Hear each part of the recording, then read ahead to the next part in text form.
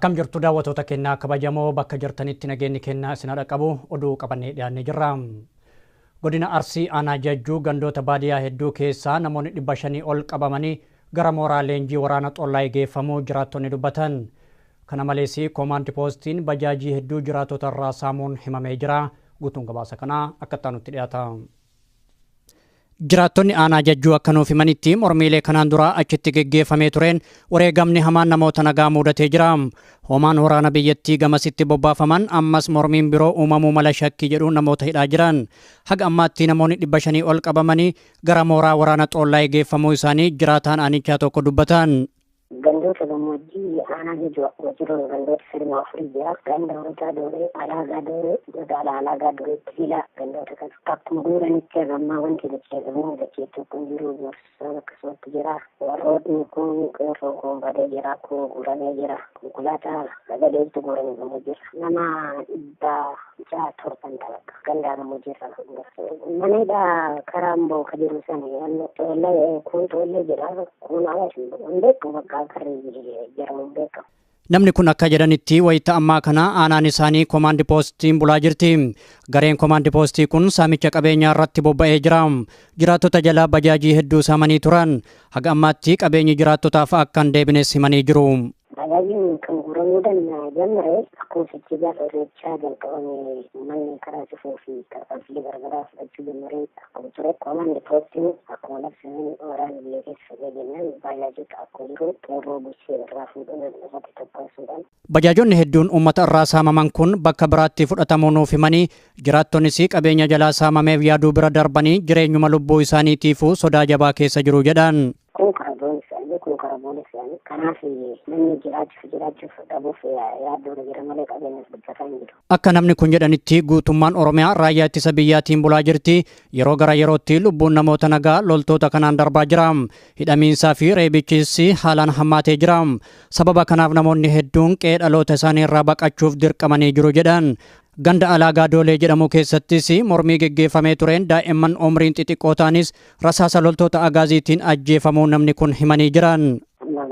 Keessa daawwatiin takka yeroo bajaajii guuran osoo jala fiigan duudaa irratti dhaabbatee tajaajilanii jirti. Ganduma Alaagaa Doolee ganda haasee keessa jechuudha. Gochoonni raawwataman gochoota uffataa baay'ee nama gaddisiisu bajaajii sun isaan beekamu. Injirochuun ni danda'ama akka wanti harka qabu guuramee jechuun ni danda'ama. Sirni wayyaanee kan humnaan biyyattii bulchaa jiru kufaatii irraa dandamachuuf jecha lammiilee biyyattii irratti xiyyeeffachuun miidhaa geggeessaa jiraachuun himamee jira. Ammas mormiileen isa hudhee jiru geggeeffamuu mala sodaa jedhuun ifatti labsii yeroo muddamaa labsatee gochaa suukaneessaa namoota nagaa irratti raawwataa jira. Ajjeesuu manneen hidhaatti ugguruu fi akka biyya irraa baqatan taasisuun yeroo ammaa kana kaduraa caalaa jabaatee akka jirus jiraattonni dubbatanii jiru. Biyya Jibuutii mooraa baqattoota Al-Aaddee jedhamu keessatti poolisoonni biyyattii dhukaasa roobsaniin baqattoonni Oromoo 8 rasaasaan rukutamanii miidhaan guddaan irra gahuu maddeen ibsan. Isaan keessaa namoonni 2 du'aa fi jireenya jidduu akka jiranis baqattoonni dubbatanii hedduun isaanii illee hidhamanii jiru jedhan. Bal'ina oduu kanaa ammas akka taanutti dhiyaata. Guyyaa har'aa 3 bara 2016tti biyya Jibuutii mooraa Al-Aaddee jedhamu keessatti wanti baqattoota Oromoo mudate hedduu gaddisiisaadha. Namoonni nuti dubbifne akka jedhanitti poolisoonni biyyattii kallattiidhaan dhukaasa itti roobsaniin baqattoonni Oromoo 8 madaa'anii jiran. Namoonni 50 ol reebicha hamaa isaan mudatee miidhamanii jiru. Baqattoonni 100 ta'an ammoo qabamanii hidhamuu isaanii himamee jira. Akka baqattoonni jedhanitti ka'umsi rakkoo kana ganama har'aa ture. Waajjirri UNHCR baqattoota haaraa galmeessuu eegale. Baqattoonni kun galmaahuudhaaf wayita hiriira gubbaa jiranitti poolisoonni biyyattii baqattoota kana maqaa adda addaa kaasuudhaan arrabsaa turan. Booda walitti bu'iinsa uumameen poolisoonni kun rasaasa itti dhukaasaniin namoonni 8 miidhamanii jiru. Isaan keessaa namoonni 2 du'aaf jireenya jidduu jiraachuullee namni nuti dubbifne kun ibsan. Waajjirri UNHCR dhufee mooraa baqataa Al-Aaddee keessatti galmeessuuf akkuma jedheen poolisiin tokko barataa keenya kan mucaa keenya kan barataadhaa kan mooraa san keessa taa'aa jiru gaafatee jira jechuudha. Maqaan kee eenyu jennaan ani Oromoodha jeen. Sana booda Oromummaa kee ani waan murteessuun hin qabu ati qottuudha jedhani. Ani qottuu miti ani Oromoo naan jedhe kan jedhu irratti tokko 2 waliin jedhanii fuula keessa deemee kabale poolistichi sana booda nan kabalin jee harka firraa qabe gurbaani sana booda shugguxii isaa baafatee rasaasa 3 afaan keessa dha'ee gurbaan battalumatti konshiyeensii keessa seenee lubbuun isaa dabarte hin dabarte dabarree awwaalanii fuudhanii dhoksanii ambulaansiidhaan gara fageenya kiiloomeetira 80 irratti kan argamtu magaalaa Jibuutii geessanii isaa wajjin namni akka hamaatti dhiigni baay'een irraa yaa'e nama maqaan isaa Seefuddiin jedhamu kan laphee isarra rasaasa lamaan dhaame gara duubatti yaa'e baay'ee namoonni sun du'aa jiruun du'ee jennee beeknaa amma hangammatti dhoksanii jiranii hospitaala Jibuutiin gahan. Kanneen hafan immoo nama 5 dubartii maqaan isii Aaliyaa Aammee jedhamtus dhaanii ulfa keessaa darbanii baqattuudha galmeeffamuuf ji'a 3 hanga 5 achi taa'aa jiran muka jala garaa jiranii. Akka namni kun himanitti rakkoo biyyattii keessatti geggeeffamaa jiru jalaa ji'oota 6 dura dargaggoonni hedduun Oromiyaa dhiisaniiti kan isaan gara Jibuutiitti baqatan. Lubbuu isaanii baraaruuf jecha biyyarraa bahanis biyyoota ambaa keessatti wanti isaan keessummeessaa jiru rakkoo wal fakkaataadha. Akka jecha nama kanaatti guyyaa har'aa poolisoonni kun haala nama gaddisiisuun baqattoota biyya isaaniitti baqatan kana erga rasaasaan rukutanii booda bakka hin beekamnetti fudhachuu ibsanii jiru. Kaambii keessatti maandeeta nama qabu baay'ee mataa isaa bakka meeqa fofottoksanii gariin hospitaala jira gariin akkasumatti cafaqamee tumamee jilbaan lafarra deemfamee mooraa waraanaa naannoo san Aliyaaddee san keessa jirtutti hidhamee jira gariin Alisabiilitti faca'ee jira gariin immoo mana hidhaa adda addaa keessatti faffacaasanii jiranii kun immoo sirna Jibuutiin mootummaa Itoophiyaa wajjin hidhata guddaa baay'ee waan qabduuf jecha kana nurratti geggeessaa jirti. Mooraan baqattoota Aliyaaddee jedhamu kan rakkoon itti dhalate kun gara kibba biyyattiitti kan argamu yoo ta'u magaalaa Jibuutii irraa kiiloomeetira 100 fagaata. Mooraa baqattootaa san keessatti baqattoonni hedduun sirni baqattummaa isaanii osoo hin mirkanaa'iniif yeroo dheeraaf achitti rakkataa turan. Kana malees poolisoota biyyattiin dararamuu fi mirgi isaanii sarbamuun haalaan jabaatee jira jechuun baqattoonni kun dubbatanii jiru. Wayita adda addaatti Jibuutii keessaa baqattoonni Oromoo hedduun humnoota tikaa biyyattiin dirqisiifamanii gara biyyaatti darbamaa turuun kan yaadatamudha. Namoonni 40 ol godina Arsii aanaalee Heexosaa fi Loodee Heexosaa gandoota adda addaa keessaa ukkaanfamanii tana buuteen isaanii wallaalamee jira. Dabalanne oduu kanaan akka nutti dhiyaata. Erga komaandi poostiin labsii yeroo muddamaa labsatuun raggaasifatee kaasee guutummaa Oromiyaatti hidhaa ukkaamsaa ajjeechaa fi saamichi qabeenyaa haalaan jabaatee jira. Tibba kana godina Arsii aanaalee Heexosaa fi Loodee Heexosaa keessaa namoonni hedduun gara jabeeyyii komaandi poostiin ukkaanfamuun himame. Gandoota baadiyyaa garaagaraa keessaa haga ammaatti namoonni 40 ol ukkaanfamanii bakki isaan geeffaman kan hin beekamne ta'uu kan nuuf himan jiraataa aanaa Heexosaati. Godina Arsii bahaa aanaa Heexosaati aanaa Loodee Heexosaa keessatti gidiraan amma ammaatti nurraa dhaabbachaa jiru. Cinee daraan kan dura caalaa itti fufee jira beektaa ganda gabbe gara nama 40 qabataman hidhameetti hin jiru jechaadha. Kana buusee isaanii kan qabaman. Akka namni kun himanitti hoomaan waraana biyyattii halkan dukkana golgaa taasifachuun kan isaan namoota nagaa ukkaamsuu irratti bobba'an. Yeroo gara yerootti gidiraan hammeenyaa jiraatota irratti raawwatamaa jiraachuu dubbatanii kun ifatti hojii irra oolaa kan jiru erga labsiin yeroo muddamaa labsame as jedhan. Torbaan lammaffoo darbee achi dura qabamuun gaafa komaandi poostiin ajaja baaserraa eegaleeti erga siyaas immoo guyyaan isaan dabarfamanitti hin jedhan guyyaa torbaan lammaffoo darbeeti. Bakkee isaan geeffaman hanga ammaatitti hin beeknerra. Erga namoonni kun ukkaanfamanii fudhatamanii kaasee maatii namoota kanaa yaaddoo hamaa keessa seenuu isaanii illee dubbatan. Sababaan namoonni kun ukkaanfamaniif haga ammaatti kan hin beekamne ta'uu himanii tarii dhumaatii ayyaana irreechaa booda mormiilee geggeeffamaa tureen kan wal qabateedha jedhan. Sababaan namoonni kun qabamaniif tokkoffaan namni Haji Mahammad Haji Nashaa kan jedhamu nama beekamaadha ganda san keessatti. Namni kun gaafa dabballoonni wayyaanidha ganda san dhufanii isin jedhan isin hin bullu jaarsotaan bullaa amma boodarraa isin hin barbaannu jechuudhaan sagalee isaa itti dhageessee kanumarraa kan ka'e tumanii nama guddaadha tumanii lafarra oofanii akkasitti sababa isaas immoo namoota hedduu dargaggoota jechuudha dargaggoota ijoo ta'an kammoo yuunivarsiitiidha eebbifamanii deemanii fi kammoo karaa yuunivarsiitii gahee gara yuunivarsiitii deemuu deeman karaa sanillee dhabanii ammaa kunoo hidhamanii dararsiidhaan gara isaan geeffaman hamma ammaattis hin deemne siman. Namoota hidhamanii fi ukkaanfaman kana keessaa irra hedduun barattoota ta'uu ibsanii ammas dargaggoonni hedduun adamsamanii qabamaa jiru. Loltoonni kun akkuma amala isaanii ammas namoota duuchaan qabanii hidhuu fi ukkaamsuu irratti waan bobba'aniif namoonni baay'een qe'ee isaanii irraa baqatanii jiran. Jiraattonni harki caalaan baqatanii jiru. Namoonni dheefaan achi jiraatan hammana hin jedhamu. Dhugaa jiru sitti qabaman aanaa Heexosaa ganda Shibuu Abaadirseesaa nama kana keessatti dhokateetiin jechaadha. Bidiruun 2 baqattoota feetee Liibiyaa irraa gara Awurooppaatti imalaa osoo jirtu galaana Meeditiraaniyanii keessatti dhidhimuun baqattoonni 240 lubbuun darbuu akka noollee himame. Guutuu gabaasa kanaaf Abdii Fiixee.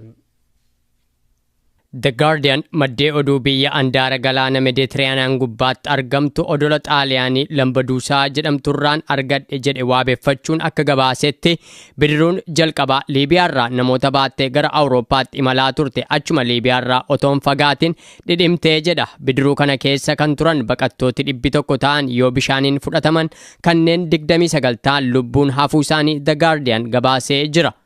Bidiruu lammataa keessa namoota turan keessaa immoo baqattoota 140 ta'antu bishaaniin nyaatame. Bidiruu lammataa keessa kan lubbuun hafan namoota 2 qofaadha jedha The Guardian.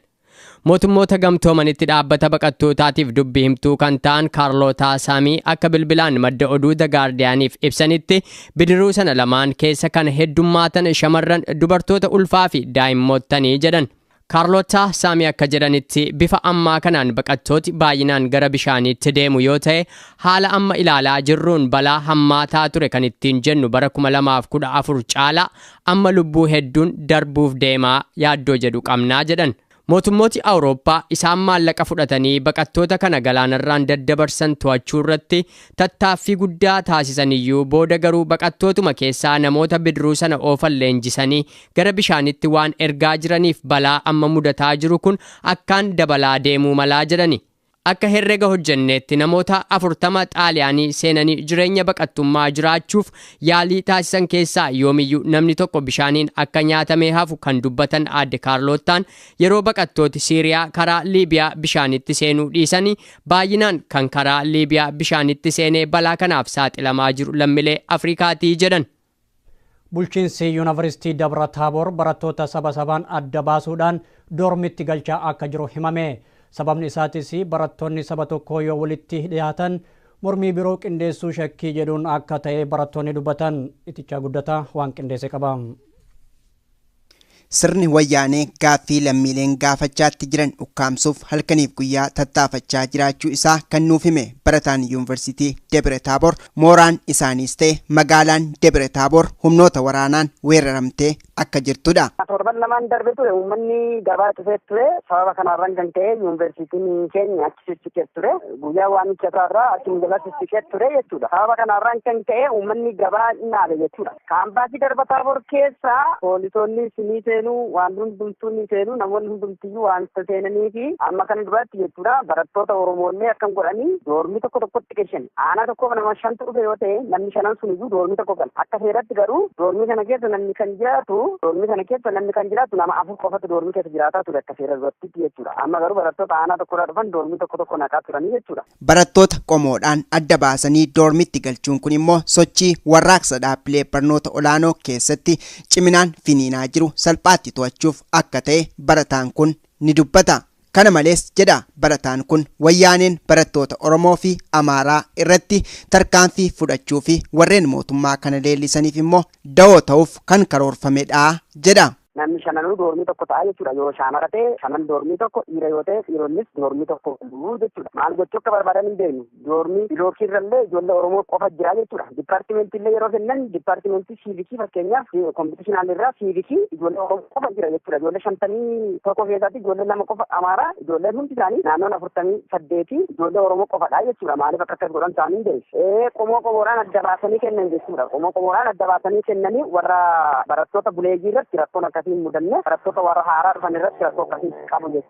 Yuunivarsiitii Dabra Taaboritti nyaanni barattootaaf dhiyaatu qulqullina maaliif hin qabaanne jennee yoo gaafannes bulchiinsa yuunivarsiitii sana irraa deebii quubsaa argachaa hin jirru jedha barataan kun. Keenyaaf nyaanni kana duratti nyaannullee nutti jijjiiramee jira jechuudha. Ani kan baradhu waggaa arfaffaadha.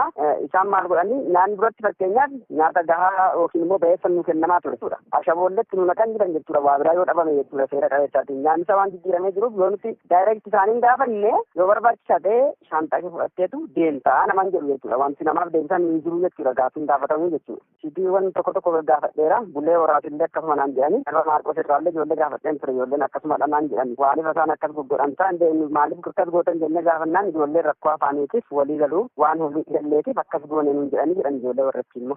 Barataan kun itti dabaluun barattoota Oromoo dhaabbilee barnoota garaagaraa keessa barataa jiran Oromummaa isaaniitiin dhiibbaa guddaan irratti gaggeeffamaa akka jiru odeeffannoon qabas jedhee jira.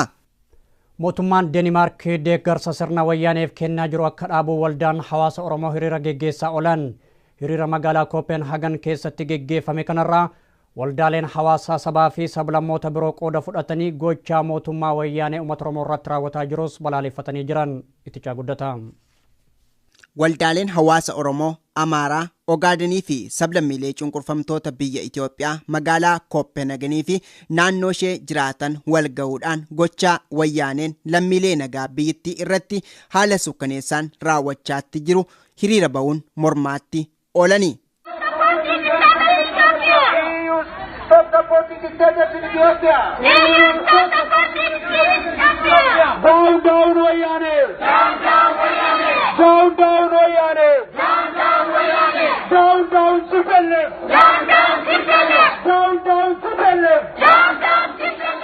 Hiriira kana irratti gargaarsi mootummaan Deenmaarkii fi dhaabbileen gargaarsaa biroo kennan misoomaaf osoo hin taane ajjeechaa lammiileef oolaa.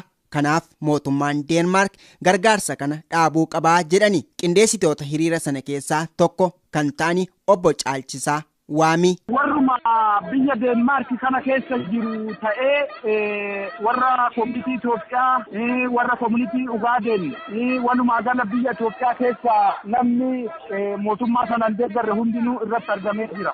Dhaadannoo kana paarlaamaa biyya Deenmaark fuulduratti dhageessisaa turre ammallee dhimma biiroo dhimma haajaa alaa fuulduratti dhageessisaa jirra reefuma xumurre jechuudha.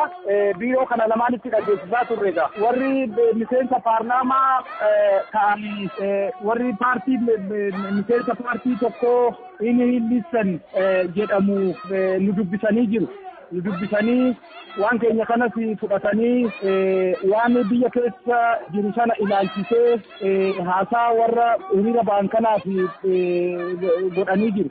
Hirmaattota hiriira sana keessaa tokko kan taate akka dubbattutti kabajamni mirga namoomaa Itoophiyaa keessatti hojiirra ooluu qaba. Dhaadannoowwan jedhuunis akka sagalee isaanii dhageessisaa oolanidha. Maqaan kiyyaa Geemachiisa jedhama kan seenaa wajjechaa naan jedhu. Dhaadannoon hiriira keenya daawwan TPLF kan jedhu kan gurbaanii gaafa irreechaa uummata sana hunda fuulduratti bahee kutannoodhaan qawwee kumaan sanaan dhaabbate isa fuulduratti lapheessaa kennee daawwan jedhanii yaadachuudhaaf jennee isaan calqabne achi dhaadannoo adda addaa kan mootummaan Itoophiyaa uummata Oromoo waan irraa arsaa jiruu fi hin barbaannu nurraa haa ka'u warra mana hidhaa jiran akka Baqqalaa Garbaa faana waa hiikamanii mootummaan Deenmaark gargaarsa biyya Itoophiyaatti kennu haa dhaabu kan jedhu kan fakkaatu dhaadannoo qabannee baane. Obbo Caalchisaan dabaluunis mootummaan wayyaanee yeroo irraa gara yerootti dhiphina isa mudate jalaa miliquudhaaf tooftaawwan hedduutti dhimma ba'aa jira. Tooftaawwan kunneen immoo yeroo muraasaaf yoo ta'e malee tasuma umurii bulchiinsa isaa kan dheeressu mitis jedhaniiru. Wayyaaneetti waan hundumtuu dukkanaa'ee jira. Warraaqsa jalqabame kana xumuratti gochuuf immoo tokkummaan dhaabbachuun wayyaanee fonqolchuuf furmaata ta'uu qaba jechuunis dubbataniiru.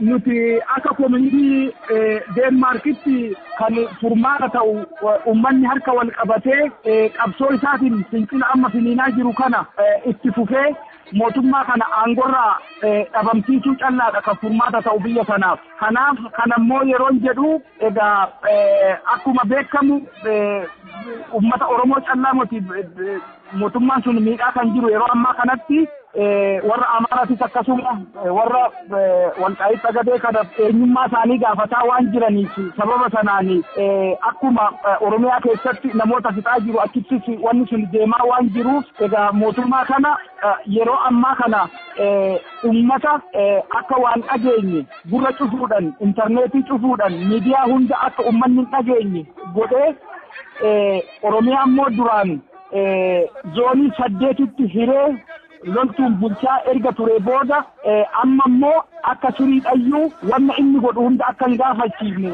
labsii hatattamaa kana baasee uummata keenya saamaa duguugaa jira. Kanaaf mootummaan kun tasuma karaa nagaatiin waan dhaabbatu hin fakkaatu. Kan inni dhaabbatu uummanni fincila isaa itti fufee mootummaa kana aangorraa dhabamsiisuu callaadha. Kanaaf egaa uummanni alaatis ta'ee uummanni biyya keessaa harka wal qabatee mootummaa kana aangorraa dhabamsiisuu qaba yaada jedhuun dabarfachuu barbaada. Mormiin Oromiyaa keessatti 12 bara 2015 godina Shawaa Lixaa aanaa Dandii magaalaa Ginciitti eegale. Biyya keessaa fi biyya alaatti finiinaa jiraachuun immoo mootummaa wayyaanee teessoo irraa raasuu bira darbee kufaatii sirnichaa ta'aa jira jechuun keessa beektonnii fi xiinxaltoonni siyaasaa himaatti jiru.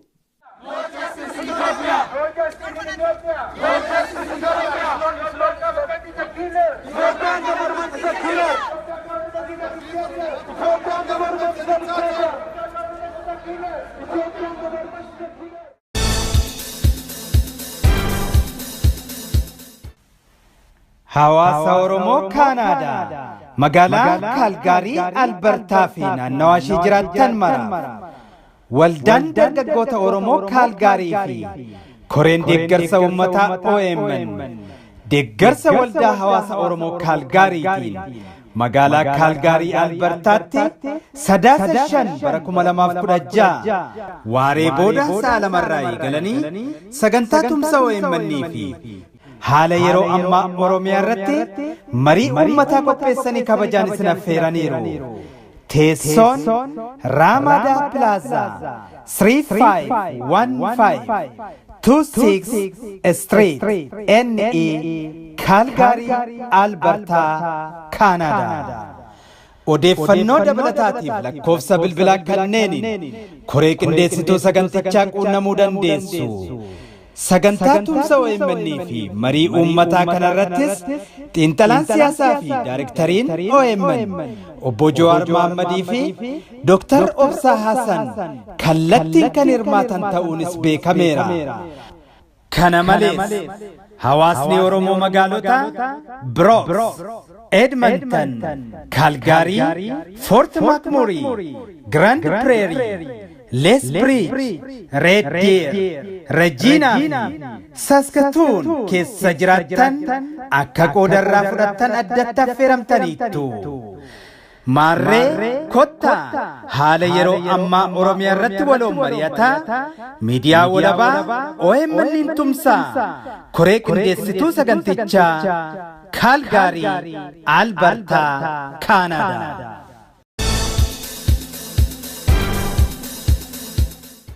Egaan daawwattoota keenyaa oduun har'aaf qabnu kanumaa gama kiyyaan nagaa keessanaaf jiraadha.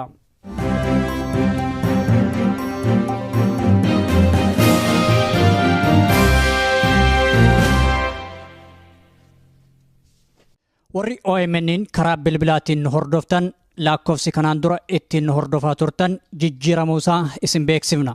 Haaluma kanaan lakkoofsofni haarofni tolaan OMN ittiin dhageeffachuu dandeessan kanneen United States keessa jiraattan 641525055 United Kingdom 0330332633 Germany 511 0904047 Norway 219532 08 Sweden 0840303194 Italy 0689973019 South Africa yookaan Afrikaa Kibbaa 271100305 Australia 0280725170 irratti nu dhageeffachuu dandeettan.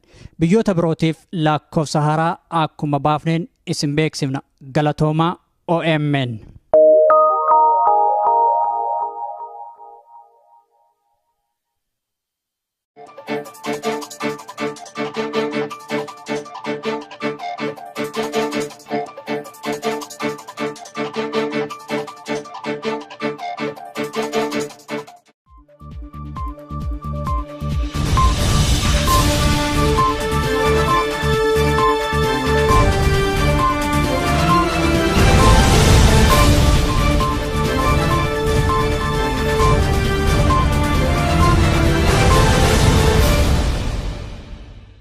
tureem.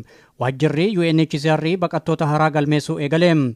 Baqattoonni kun galmaahuudhaaf wayita hiriira gubbaa jiranitti poolisoonni biyyattii baqattoota kana maqaa adda addaa kaasuudhaan arrabsaa turan. Booda walitti bu'iinsa uumameen poolisoonni kun rasaasa itti dhukaasaniin namoonni 8 miidhamanii jiru. Isaan keessaa namoonni 2 du'aaf jireenya jidduu jiraachuullee namni nuti dubbifne kun ibsan. Waajjirri UNHCR dhufee mooraa baqataa Ali Aaddee keessatti galmeessuuf akkuma jedheen poolisiin tokko barataa keenya kan mucaa keenya kan barataadhaa kan mooraa san keessa taa'aa jiru gaafatee jira jechuudha. Maqaan kee eenyu jennaan ani Oromoodha jeen. Sana booda Oromummaa kee ani waan murteessuun hin qabu ati qottuudha jeeni. Ani qottuu miti ani Oromoo naan jedhe kan jedhu irratti tokko lama waliin jedhanii fuula keessa deemee kabalee poolistichi sana booda nan kabalin jee harka firraa qabe gurbaani sana booda shugguxii isaa baafatee rasaasa 3 afaan keessa dha'ee gurbaan battalumatti konshiyeensii keessa seenee lubbuun isaa dabarte hin dabarree awwaalanii fuudhanii dhoksanii ambulaansiidhaan gara fageenya kiiloomeetira 80 irratti kan argamtu magaalaa Jibuutii geessanii isaa wajjin namni akka hamaatti dhiigni baay'een irraa yaa'e nama maqaan isaa Seyfuddin jedhamu kan laphee isarra rasaasa 2 dhaame gara duubatii yaa'e baay'ee namoonni sun du'aa jiruun du'ee jennee beekna amma hangammatti dhoksanii jiranii hospitaala Jibuutiin gahan. Kanneen hafan immoo nama 5 dubartii maqaan isii Aaliyaa Aammee jedhamtus dhaanii ulfa keessaa darbanii baqattuudha galmeeffamuuf ji'a 3 hanga 5 achi taa'aa jiran muka jala garaa jiranii. Akka namni kun himanitti rakkoo biyyattii keessatti geggeeffamaa jiru jalaa ji'oota 6 dura dargaggoonni hedduun Oromiyaa dhiisaniiti kan isaan gara Jibuutiitti baqatan. Lubbuu isaanii baraaruuf jecha biyyarraa bahanis biyyoota ambaa keessatti wanti isaan keessummeessaa jiru rakkoo wal fakkaataadha. Akka jecha nama kanaatti guyyaa har'aa poolisoonni kun haala nama gaddisiisuun baqattoota biyya isaaniitti baqatan kana erga rasaasaan rukutanii booda bakka hin beekamnetti fudhachuu ibsanii jiru. Kaambii keessatti maandeeta nama qabu baay'ee mataa isaa bakka meeqa fofottoksanii gariin hospitaala jira gariin akkasumatti cafaqamee tumamee jilbaan lafarra deemfamee mooraa waraanaa naannoo san Ali Aaddee san keessa jirtutti hidhamee jira gariin Alisabiilitti faca'ee jira gariin immoo mana hidhaa adda addaa keessatti faffacaasanii jiranii kun immoo sirna Jibuutiin mootummaa Itoophiyaa wajjin hidhata guddaa baay'ee waan qabduuf jecha kana nurratti geggeessaa jirti. Mooraan baqattoota Ali Aaddee jedhamu kan rakkoon itti dhalate kun gara kibba biyyattiitti kan argamu yoo ta'u magaalaa Jibuutii irraa kiiloomeetira 100 fagaata. Mooraa baqattoota san keessatti baqattoonni hedduun sirni baqattummaa isaanii osoo hin mirkanaa'iniif yeroo dheeraaf achitti rakkataa turan. Kana malees poolisoota biyyattiin dararamuu fi mirgi isaanii sarbamuun haalaan jabaatee jira jechuun baqattoonni kun dubbatanii jiru. Wayita adda addaatti Jibuutii keessa baqattoonni Oromoo hedduun humnoota tikaa biyyattiin dirqisiifamanii gara biyyaatti darbamaa turuun kan yaadatamudha. Namoonni 40 ol godina Arsii aanaalee Heexosaa fi Loodee Heexosaa gandoota adda addaa keessaa ukkaanfamanii tana buuteen isaanii wallaalamee jira. Dabalanne oduu kanaan akka itti dhiyaata.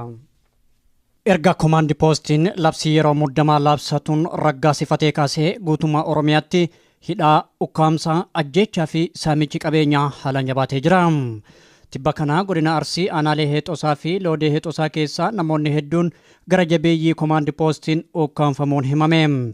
Gandoota baadiyyaa garaagaraa keessaa haga ammaatti namoonni 40 ol ukkaanfamanii bakki isaan geeffaman kan hin beekamne ta'uu kan nuuf himan jiraataa aanaa Heexosaati. Godina Arsii bahaa aanaa Heexosaati aanaa Loodee Heexosaatti gidiraan amma ammaatti nurraa dhaabbachaa jiru. Cinee daraan kan dura caalaa itti sufeen jira beektaa ganda gabbe gara nama 40 qabataman ka hidhameetti hin jiru jechaadha. Kana buusee isaanii kan qabaman. Akka namni kun himanitti hoomaan waraana biyyattii halkan dukkana golgaa taasifachuun kan isaan namoota nagaa ukkaamsuu irratti bobba'an. Yeroo gara yerootti gidiraan hammeenyaa jiraatota irratti raawwatamaa jiraachuu dubbatanii kun ifatti hojii irra oolaa kan jiru erga labsiin yeroo muddamaa labsame as jedhan. Torbaan lammaffoo darbee achi dura qabamuun gaafa koomaandi poostiin ajaja baaserraa eegaleeti ergasias immoo guyyaan isaan dabarfamanitti hin jedhan guyyaa torbaan lammaffoo darbeeti. Bakkee isaan geessaman haani mammaatitti hin beeknerra. Erga namoonni kun ukkaanfamanii fudhatamanii kaasee maatii namoota kanaa yaaddoo hamaa keessa seenuu isaanii illee dubbatan. Sababaan namoonni kun ukkaanfamaniif haga ammaatti kan hin beekamne ta'uu himanii tarii dhumaatii ayyaana irreechaa booda mormiilee geggeeffamaa tureen kan wal qabateedha jedhan. Sababaan namoonni kun qabamaniif tokkoffaan namni Haji Muhammad Haji Nashaa kan jedhamu nama beekamaadha ganda san keessatti. Namni kun gaafa dabballoonni wayyaanidha ganda san dhufanii isin jedhan isin hin bullu jaarsotaan bullaa amma boodarraa isin hin barbaannu jechuudhaan sagalee isaa itti dhageesse kanumarraa kan ka'e tumanii nama guddaadha tumanii lafarra oofanii akkasitti sababa isaas immoo namoota hedduu dargaggoota jechuudha dargaggoota ijoo ta'an kammoo yuunivarsiitiidha eebbanii deemanii fi kammoo carraa yuunivarsiitii ga'ee gara yuunivarsiitii deemuu deeman carraa sanillee dhabanii amma kunoo hidhamanii dararsiidhaan gara isaan geessaman hamma ammaatitti hin deemne siman. Namoota hidhamanii fi ukkaanfaman kana keessaa irra hedduun barattoota ta'uu ibsanii ammas dargaggoonni hedduun adamsamanii qabamaa jiru. Loltoonni kun akkuma amala isaanii ammas namoota duuchaan qabanii hidhuu fi ukkaamsuu irratti waan bobba'aniif namoonni baay'een qe'ee isaanii irraa baqatanii jiran. Jiraattonni harki caalaan baqatanii jiru. Namoonni dheefaan achi jiraatan hammana hin jedhamu. Dhugaa jiru sitti qabaman. Aanaa eetosaa ganda shibuu abaadirseesaa nama kana keessatti dhokatee jechaadha. Bidiruun lama baqattoota feetee Liibiyaarraa gara Awurooppaatti imalaa osoo jirtu galaana Meeditiraaniyanii keessatti dhidhimuun baqattoonni 240 lubbuun darbuu akka noollee himame. Guutuu gabaasa kanaaf Abdii Fiixee. The Guardian maddee oduu biyya andaara galaana Meditiraaniyaan gubbaatti argamtu odola Xaaliyaanii Lambaduusaa jedhamturraan argadhe jedhe waabeeffachuun akka gabaasetti bidiruun jalqabaa Liibiyaarraa namoota baattee gara Awurooppaatti imalaa turte achuma Liibiyaarraa otoon fagaatiin dhidhimtee jedha. Bidiruu kana keessa kan turan baqattooti 100 ta'an yoo bishaaniin fudhataman kanneen 29 ta'an lubbuun hafuu isaanii The Guardian gabaasee jira. Bidiruu lammataa keessa namoota turan keessaa immoo baqattoota 140 ta'antu bishaaniin nyaatame. Bidiruu lammataa keessa kan lubbuun hafan namoota 2 qofaadha jedha The Guardian. Mootummoota gamtoomanitti dhaabbata baqattootaatiif dubbii himtuu kan ta'an Kaarlootaa Saamii akka bilbilaan madda oduu The Guardianiif ibsanitti bidiruu sana lamaan keessa kan heddummaatan shamarran dubartoota ulfaa fi daa'immootanii jedhan. Kaarlootaa Saamii akka jedhanitti bifa ammaa kanaan baqattooti baay'inaan gara bishaaniitti deemu yoo ta'e haala amma ilaalaa jirruun balaa hammaataa ture kan ittiin jennu bara 2014 caalaa amma lubbuu hedduun darbuuf deemaa yaaddoo jedhu qabnaa jedhan. Mootummooti Awurooppaa isaan maallaqa fudhatanii baqattoota kana galaanarraan daddabarsan to'achuu irratti tattaaffii guddaa taasisaniyyuu booda garuu baqattootuma keessaa namoota bidiruu sana oofan leenjisanii gara bishaanitti waan ergaa jiraniif balaa amma mudataa jiru kun akkaan dabalaa deemuu malaa jedhani. Akka herrega hojjenneetti namoota 40 Xaaliyaanii seenanii jireenya baqattummaa jiraachuuf yaalii taasisan keessaa yoomiyyuu namni tokko bishaaniin akka nyaatamee hafu kan dubbatan aadde Kaarlootaan yeroo baqattooti Siiriyaa karaa Liibiyaa bishaanitti seenuu dhiisanii baay'inaan kan karaa Liibiyaa bishaanitti seenee balaa kanaaf saaxilamaa jiru lammiilee Afrikaatii jedhan. Bulchiinsi Yuunivarsiitii Dabra Taaboor barattoota sabaan adda baasuudhaan doormitti galchaa akka jiru himame. Sababni isaatis barattoonni saba tokkoo yoo walitti dhiyaatan mormii biroo qindeessuu shakkii jedhuun akka ta'e barattoonni dubbatan. Itichaa guddataa waan qindeesse qaba. Sirni wayyaanee gaaffii lammiileen gaafachaatti jiran ukkaamsuuf halkaniif guyyaa tattaafachaa jiraachuu isaa kan nuuf hime barataan yuunivarsiitii Debre Taaboor mooraan isaaniis ta'e magaalaan Debre Taaboor humnoota waraanaan weeraramtee akka jirtudha. Torban lamaan darbe ture uummanni gabaa dhufee ture sababa kanarraan kan ta'e yuunivarsiitiin keenya achi sissiqee ture guyyaa waamicha isaarraa achiin jala sissiqee ture jechuudha. Sababa kanarraan kan ta'e uummanni gabaa naabe jechuudha. Kaampaasii Darba Taaboor keessa poolisoonni sinii seenuu waan hundumtuu ni seenuu namoonni hundumtiyyuu waanta seenanii fi amma kana duratti jechuudha barattoota Oromoollee akkam godhanii doormii tokkotti qeshan. Aanaa tokkoof nama 5 dhufe yoo ta'e namni 5 suniyyuu doormii tokko gala. Akka seeratti garuu doormii kana keessa namni kan jiraatu nama 4 qofatu doormii keessa jiraataa ture akka seera duratti jechuudha. Amma garuu barattoota aanaa tokkorraa dhufan doormii tokko naqaa turanii jechuudha. Barattoota qomoodhaan adda baasanii doormitti galchuun kun immoo sochii warraaqsa dhaabbilee barnoota olaanoo keessatti ciminaan finiinaa jiru salphaatti to'achuuf akka ta'e barataan kun ni dubbata. Kana malees jedha barataan kun wayyaaneen barattoota Oromoo fi Amaaraa irratti tarkaanfii fudhachuu fi warreen mootummaa kana leellisaniif immoo da'oo ta'uuf kan karoorfamedha jedha. namni shananuu doormii tokko ta'a jechuudha. Yoo shaamara ta'e shanan doormii tokko, dhiira yoo ta'e dhiironnis doormii tokko qabu jechuudha. Maal gochuu akka barbaadan hin beeknu. Doormii birookirrallee ijoollee Oromoo qofa jira jechuudha. Dipaartimentillee yeroo kennan dipaartimentii siivikii fakkeenyaaf kompitishinal irraa siivikii ijoollee Oromoo qofa jira jechuudha. Ijoollee 51 keessatti ijoollee 2 qofa Amaaraa, ijoolleen hundi isaanii naannoon 48 ijoollee Oromoo qofadha jechuudha. Maaliif akka akkas godhan isaanii hin beeku. Qomoo qomoodhaan adda baasanii kennan jechuudha. Qomoo qomoodhaan adda baasanii kennanii warra barattoota buleeyyii irratti rakkoon akkasii hin mudanne, barattoota warra haaraa dhufan irratti rakkoo akkasii qabu jechuudha. Yuunivarsiitii Dabra Taaboritti nyaanni barattootaaf dhiyaatu qulqullina maaliif hin qabaanne jennee yoo gaafannes bulchiinsa yuunivarsiitii sana irraa deebii quubsaa argachaa hin jirru jedha barataan kun. Keenyaaf nyaanni kana duratti nyaannullee nutti jijjiiramee jira jechuudha. Ani kan baradhu waggaa arfaffaadha. Isaan maal godhanii nyaanni duratti fakkeenyaaf nyaata gahaa yookiin immoo ba'eessan nu kennamaa ture jechuudha. Ashaboolletti nu naqan jiran jechuudha. Waa biraa yoo dhabame jechuudha seera qabeessaatiin. Nyaanni isaa waan jijjiiramee jiruuf yoo nuti daayireekti isaanii gaafanne yoo barbaachisaa ta'e shaantaa kee fudhatteetu deemtaa namaan jedhu jechuudha. Wanti namaaf deebisan hin jiru jechuudha. Gaafiin gaafatamuu jechuudha. Siitiiwwan tokko tokko gaafadheera. Bullee waraatillee akkasuma naan jedhani. Irra maarqos irraallee ijoollee gaafadheen ture. Ijoolleen akkasuma dhanaan jedhani. Waaliif isaan akkas goggodhan maaliif akkas gootan jennee gaafannaan ijoollee rakkoo afaaniitiif walii galuu waan hojii galleetiif akkas goone nuun jedhanii jedhan ijoollee warratti immoo. Barataan kun itti dabaluun barattoota Oromoo dhaabbilee barnoota garaagaraa keessa barataa jiran Oromummaa isaaniitiin dhiibbaa guddaan irratti gaggeeffamaa akka jiru odeeffannoon qabas jedhee jira. Mootummaan Denimaark deeggarsa sirna wayyaaneef kennaa jiru akka dhaabuu waldaan hawaasa Oromoo hiriira geggeessaa oolan. Hiriira magaalaa Kooppenhaagen keessatti geggeeffame kanarraa waldaaleen hawaasaa sabaa fi sablammoota biroo qooda fudhatanii gochaa mootummaa wayyaanee uummata Oromoo irratti raawwataa jirus balaaleffatanii jiran itti guddata. Waldaaleen hawaasa Oromoo, Amaaraa, Ogaadanii fi sablammiilee cunqurfamtoota biyya Itoophiyaa magaalaa Kooppenhaagenii fi naannoo ishee jiraatan wal ga'uudhaan gochaa wayyaaneen lammiilee nagaa biyyattii irratti haala sukkaneessaan raawwachaatti jiru hiriira ba'uun mormaatti oolanii.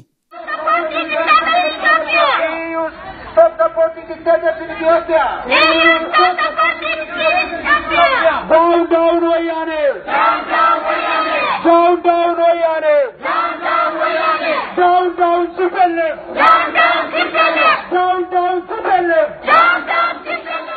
Hiriira kana irratti gargaarsi mootummaan Deenmaarkii fi dhaabbileen gargaarsaa biroo kennan misoomaaf osoo hin taane ajjeechaa lammiileef oolaa. Kanaaf mootummaan Deenmaark gargaarsa kana dhaabuu qabaa jedhani qindeessitoota hiriira sana keessaa tokko kan ta'ani obbo Caalchisaa Waamii. Warruma biyya Deenmaark kana keessa jiru ta'ee warra koominitii Itoophiyaa, warra koominitii Ugaaden, walumaa gala biyya Itoophiyaa keessa namni mootummaa sanaan deeggarre hundinuu irratti argamee jira. Dhaadannoo kanaaf paarlaamaa biyya Deenmaark fuulduratti dhageessisaa turre, ammallee dhimma biiroo dhimma haajaa alaa fuulduratti dhageessisaa jirra. Reefuma xumurre jechuudha. Biiroo kana lamaanitti dhageessisaa turredha. Warri miseensa paarlaamaa ta'anii warri paartii miseensa paartii tokko inni Hillisan jedhamu nu dubbisanii jiru. Nu dubbisanii waan keenya kanas fudhatanii waan biyya keessa jiru sana ilaalchisee haasaa warra hiriira ba'an kanaaf godhanii jiru. Hirmaattota hiriira sana keessaa tokko kan taate akka dubbattutti kabajamni mirga namoomaa Itoophiyaa keessatti hojiirra ooluu qaba dhaadannoowwan jedhuunis akka sagalee isaanii dhageessisaa oolanidha. Maqaan kiyyaa Tsagee Macheessaa jedhama yookaan seenaa Macheessaa naan jedhu dhaadannoon hiriira keenya daawwan TPLF kan jedhu kan gurbaanii gaafa irreechaa uummata san hunda fuulduratti bahee kutannoodhaan qawwee kumaan sanaan dhaabbate isa fuulduratti lapheessaa kennee daawwan jedhanii yaadachuudhaaf jennee isaan calqabne achi dhaadannoo adda addaa kan mootummaan Itoophiyaa uummata Oromoo waan irraa arsaa jiruu fi hin barbaannu nurraa haa ka'u warra mana hidhaa jiran akka Baqqalaa Garbaa faana waa hiikamanii mootummaan Deenmaark gargaarsa biyya Itoophiyaatti kennu haa dhaabu kan jedhu kan fakkaatu dhaadannoo qabannee baane. Obbo Caalchisaan dabaluunis mootummaan wayyaanee yeroo irraa gara yerootti dhiphina isa mudate jalaa miliquudhaaf tooftaawwan hedduutti dhimma ba'aa jira. Tooftaawwan kunneen immoo yeroo muraasaaf yoo ta'e malee tasuma umurii bulchiinsa isaa kan dheeressu mitis jedhaniiru. wayyaaneetti waan hundumtuu dukkanaa'ee jira. Warraaqsa jalqabee kana xumuratti gochuuf immoo tokkummaan dhaabbachuun wayyaanee fonqolchuuf furmaata ta'uu qaba jechuunis dubbataniiru.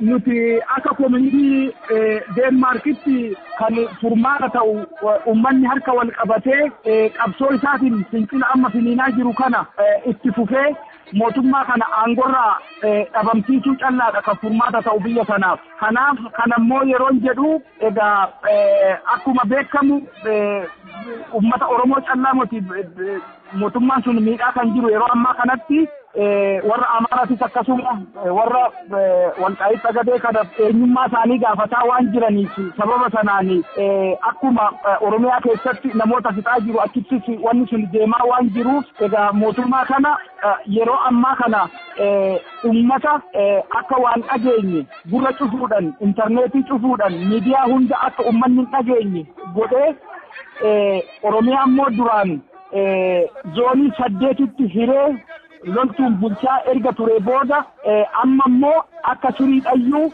wanna inni godhu hunda akka hin gaafachiifne labsii hatattamaa kana baasee ummata keenya saamaa duguugaa jira. Kanaaf mootummaan kun tasuma karaa nagaatiin waan dhaabbatu hin fakkaatu. Kan inni dhaabbatu ummanni fincila isaa itti fufee mootummaa kana aangorraa dhabamsiisuu callaadha. Kanaaf egaa ummanni alaatis ta'e ummanni biyya keessaa harka wal qabatee mootummaa kana aangorraa dhabamsiisuu qaba yaada jedhuun dabarfachuu barbaada. Mormiin Oromiyaa keessatti 12 bara 2015 godina Shawaa Lixaa aanaa Dandii magaalaa Ginciitti eegale. Biyya keessaa fi biyya alaatti finiinaa jiraachuun immoo mootummaa wayyaanee teessoo irraa raasuu bira darbee kufaatii sirnichaa ta'aa jira jechuun keessa beektonnii fi xiinxaltoonni siyaasaa himaatti jiru.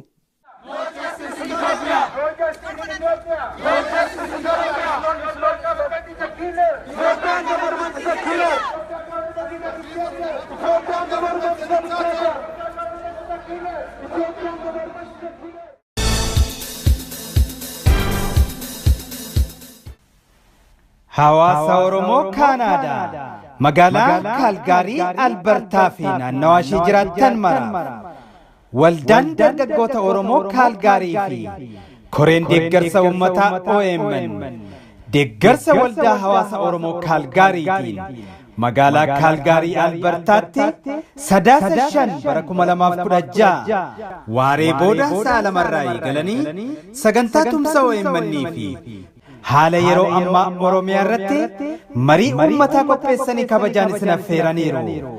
Teessoon Raamadaa Plaazaa 351526 Street NE Kaalgaarii Albertaa Kaanaadaa. Odeeffannoo dabalataatiif lakkoofsa bilbilaa kanneeniin koree qindeessituu sagantichaa quunnamuu dandeessu. Sagantaa tumsa OMN fi marii uummataa kanarrattis xiinxalaan siyaasaa fi daayirektariin OMN obbo Jawaar Mohammadii fi Dr. Obsaa Hassan kallattiin kan hirmaatan ta'uunis beekameera. Kana malees hawaasni Oromoo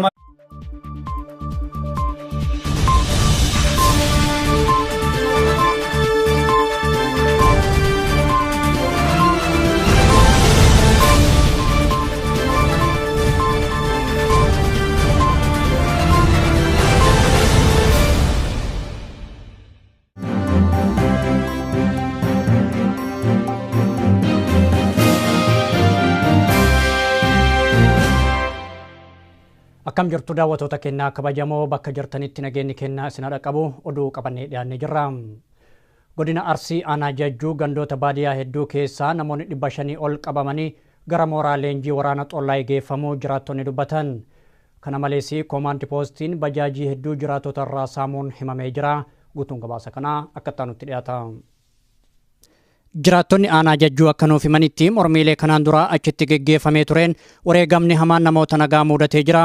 Hoomaan waraana biyyattii gamasitti bobbaafaman ammas mormiin biroo uumamuu mala shakkii jedhuun namoota hidhaa jiran. Haga ammaatti namoonni 500 ol qabamanii gara mooraa waraana xollaa geeffamuu isaanii jiraataan aanichaa tokko dubbatan.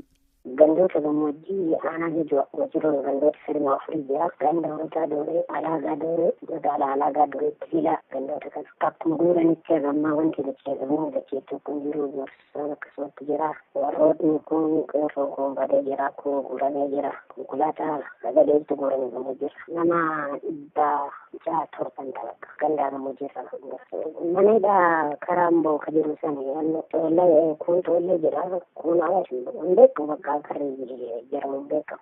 Namni kun akka jedhanitti wayita ammaa kana aanaan isaanii komaandi poostiin bulaa jirti. Gareen komaandi poostii kun saamicha qabeenyaa irratti bobba'ee jira. Jiraattota jalaa bajaajii hedduu saamanii turan. Haga ammaatti qabeenyi jiraattotaaf akka hin deebines himanii jiru.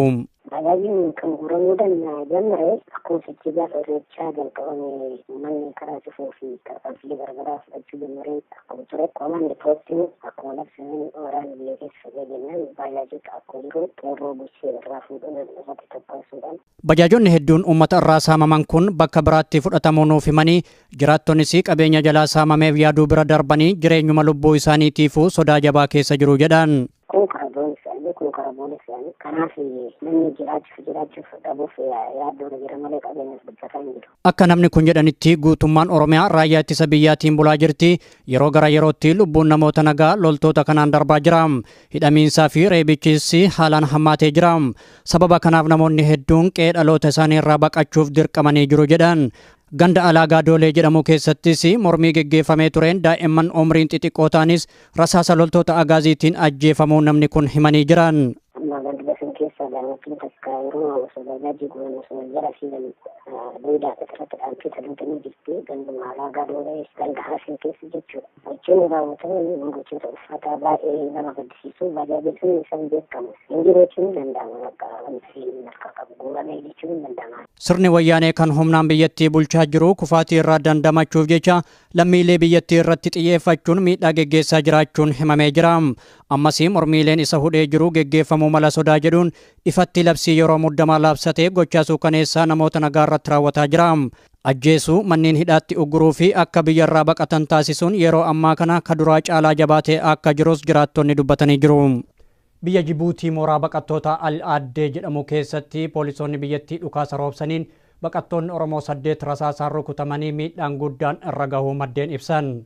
Isaan keessaa namoonni 2 du'aa fi jireenya jidduu akka jiranis baqattoonni dubbatanii hedduun isaanii illee hidhamanii jiru jedhan. Bal'ina oduu kanaa ammas akka taanutti dhiyaata. Guyyaa har'aa 3 bara 2016tti biyya Jibuutii mooraa Al-Aaddee jedhamu keessatti wanti baqattoota Oromoo mudate hedduu gaddisiisaadha. Namoonni nuti dubbifne akka jedhanitti poolisoonni biyyattii kallattiidhaan dhukaasa itti roobsaniin baqattoonni Oromoo 8 madaa'anii jiran. Namoonni 50 ol reebicha hamaa isaan mudatee miidhamanii jiru. Baqattoonni 100 ta'an ammoo qabamanii hidhamuu isaanii himamee jira. Akka baqattoonni jedhanitti ka'umsi rakkoo kanaa ganama har'a